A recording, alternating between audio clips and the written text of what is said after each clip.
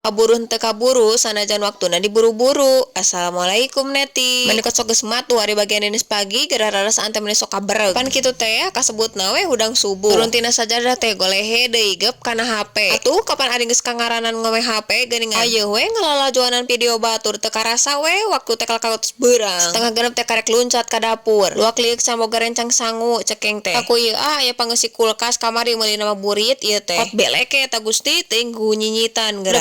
Nama sakilo teh 12 bukur hari ieu kurijian 8 bukur gara de abah domreng ko eta lain si kuna naon ka hiji ngameh lada loba kapanan duana ieu teh kurek digoreng ngungkul si teh nyarap we kapanan samarana angke teh ka jero baru manggeus liwat ieu teh besti piraragaan mah anggar keneh laluhur da ieu teh cing manawi raga hayam buler di daerah neti-neti sadaya sabaraha ayeuna abi mah ieu teh kamari meser tetepokanana regana teh 38.000 sakilo samemeh ngarasanan dagingna ieu ngarasanan heula jeroanana geus puguh ieu teh kapanan geus dibawa meuting sagala bisi kalah bau teu buru-buru dirasanan mah kapanan aku di salaman we jeung di jahean sabuku curug ayeuna urang dimarinasi heula hayamna sakedeung anu arari instan we lah besti ayeuna mah heueuh da kaluman kapan ngameh buru-buru parat ku ieu ayeuna urang tinggalkeun heula nyebeugeutan beungeut imah heueuh da kitu ajaibna teh ibu-ibu mah tinggalkeun nyebeugeutan telas imah ge kota-kota saharari deung naek kana katel ku sorangan ieu teh ari niat digoreng ngungkul tapi naha jadi disamaraan kapan tuh udah dipikir-pikir ieu ngamarinasina kur 15 menit cekeng teh apa urting teh kaditu teu ka dieu geura rasana teh matak geus we ayeuna malah urang samaraan kainya setara pisan ayeuna mah pokona mah make muncang-muncang teh besti abi mah hoream lalaneng kapanan besok bararang Id Gusti teuing lamun ka amo bau keneh atahna teh ih geus we lah besti ayeuna mah sakieu meureunnan asa ditinggalkeun maneh heula kainya waktu mah geus hampir jam 7 ieu teh tuh ku ieu geuningan maneh kot geus moal lelet kieu panas teh Gusti nu agung bari angin mah maneh gegelebugan da ieu teh kapan cenah adatna geuningan cek paribasana nama lamun geus deukeut waktu kana tahun baru Cina teh sok datang angin badag ku itu tingali geura maneh kot gegeleberan nya tak kaharade heuh besti sing gede iatna mudahan urang di mana wae irah wae sing disalametkeun dicekap sakieu bagian usip di dunia nyata.